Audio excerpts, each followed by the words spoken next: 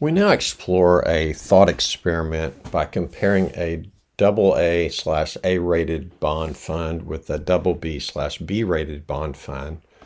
And intuitively, most people think that if I invest in a more credit risky bond fund, then it should offer a higher rate of return on average over time. And so let's just look at this. This spans about a 20-year period, examining this particular fund. And as you'd expect, this is the total return. So if I start out with $1, over time it increases because the AA, the investment grade bond fund, offers a coupon amount, and as long as interest rates don't change too much, then I accrue that coupon over time, and I assume that I reinvest that coupon in this particular fund. What you'll notice is during the great financial crisis that it lost a significant amount of value, but then it rebounded over time. The onset of the pandemic, we lost a significant amount of value, and then with the Fed's decision to spike interest rates, it also lost a significant amount of value. But our interest is in comparison. So if we look at the AA fund, or the investment grade fund, versus the speculative grade fund, what you'd expect to observe in a credit crisis like 2008, 2009 is that the BB rated fund would actually underperform. And that's in fact what we see. And so investors may choose to invest in the AA fund because they don't want to be down 30%. They would rather only be down 15%. Notice in both cases you're still down. These are, these have interest rate risk, these have credit risk, and so these two funds, you still suffer losses, but you would not expect to suffer as much loss with the AA rated fund compared to the BB rated fund. And so if we look over a long period of time, what you would expect is that the BB rated fund would outperform, and perhaps significantly outperform, because it's more credit risky, therefore it offers a higher yield, therefore you'd expect to outperform. But that's in fact not what we observe. And so in the credit crisis, we do have significant underperformance of the BB fund. Over the next 5, 6, 7 years, we sort of catch up, and then there's this a degradation of the BB fund again, then it catches up again. In the pandemic, they're both down, and then it catches up again. And at this moment, or at least at the available prices, we have the BB fund outperforming. And so the key thing to realize is that when a corporate bond defaults, that's 100% loss, or there's typically a significant loss that's just not ever recovered. And so the BB fund does have the risk that a significant number of bonds will default, or more bonds will default compared to the AA. And so the main point is, just because the BB fund is offering a significantly higher yield to maturity, that does not necessarily translate into better performance. So diving into some quantitative finance material, we're going to look at valuing BB bonds based on a base curve and a credit spread. We're going to apply the LSC model to bond valuation. Remember, the goal here is parsimony. We would like to be able to explain the complexities of the bond market with a very few number of parameters.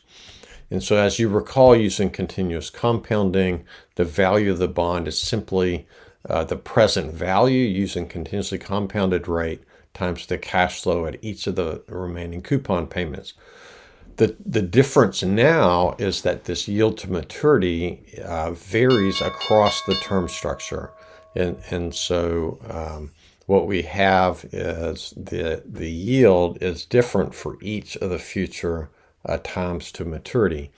And so the way we're going to do this is we're going to model a base curve with the subscript R, or the e to this R right here is the base curve, which will be U.S. Treasuries in our case, or some other base curve of your choosing. And then we're going to model a credit spread with SP, and the combination of the two, the hope is that the error term will not have a significant impact. So the LSC model is going to be used to fit both the base rate as well as the spreads. And then with that, we'll come up with an estimate of the appropriate yield to apply for each of the remaining cash flows, regardless of when the timing of that cash flow is. And so we can value multiple different bonds using this model. So we have a base curve, which is modeled in this form. We have a spread curve, which had this similar structure. And then the bond value, the hope is that the actual value of the bond is is well approximated by the value of the bond using the LSC model.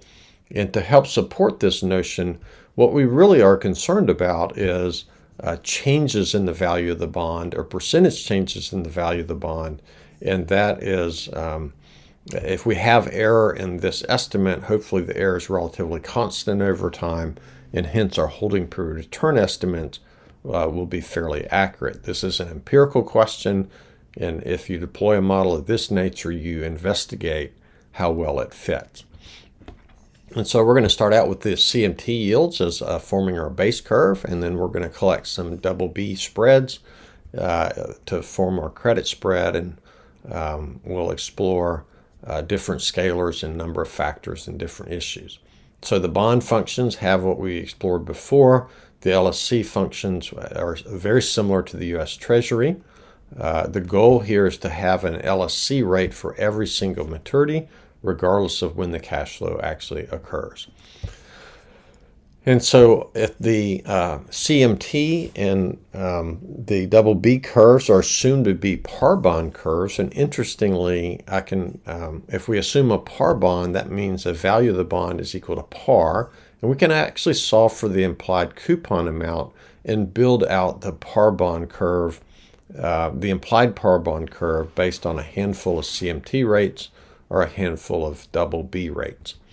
And so this can be found using the Optimax function, and there's a variety of different methods. Sometimes this method, this nonlinear minimization, doesn't work, and so there are other methods, and the way I've coded this up is this fails, then try these other methods, and hopefully one of them will find the solution.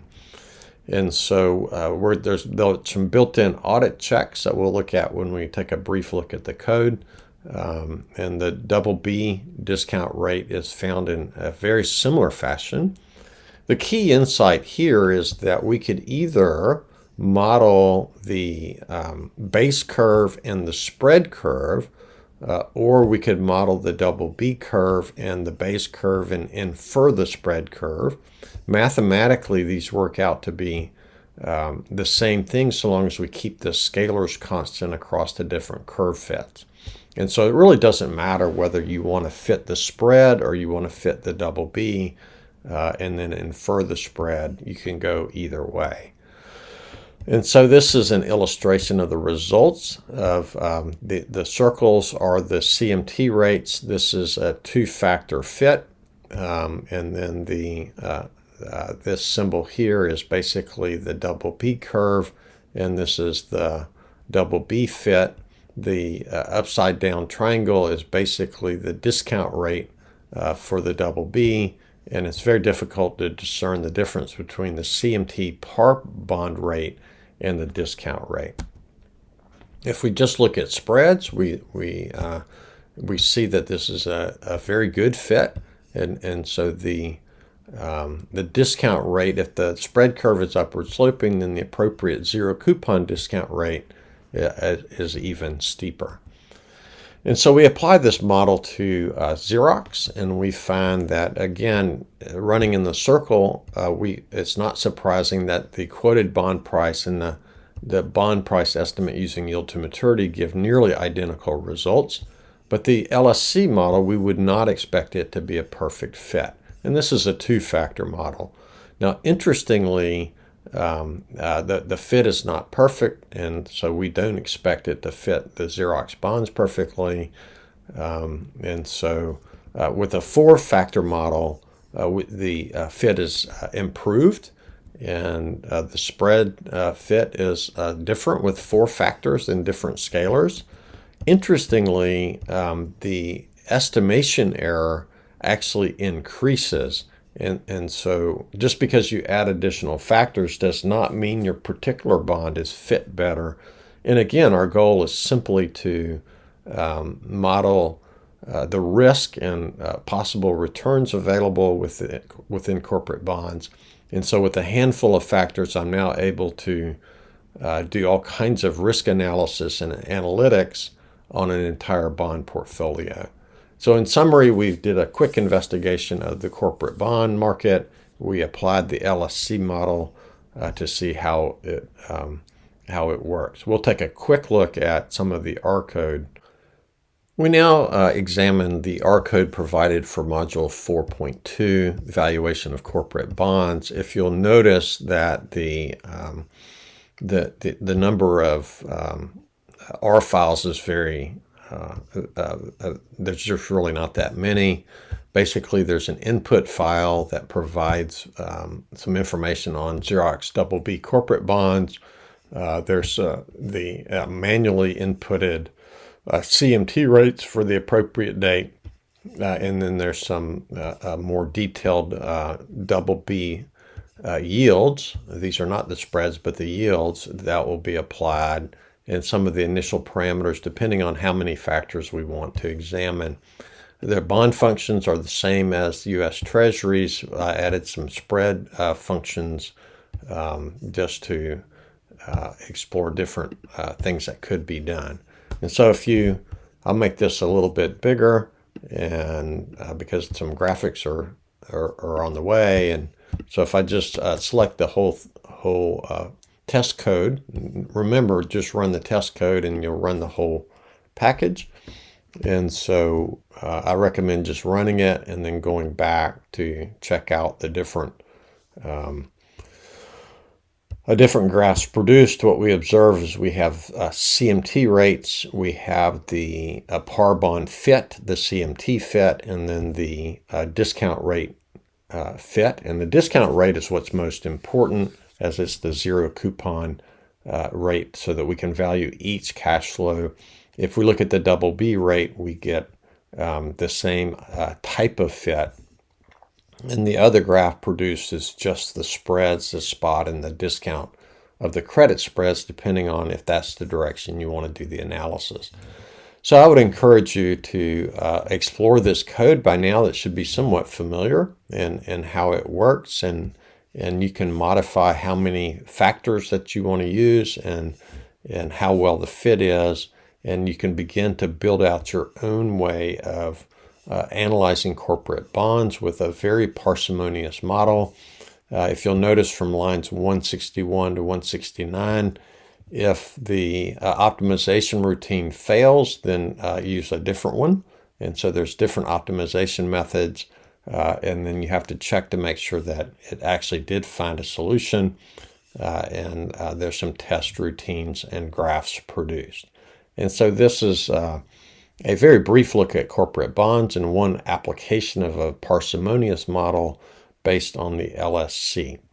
And so what we'll turn to next is how do we do some analysis on common stocks.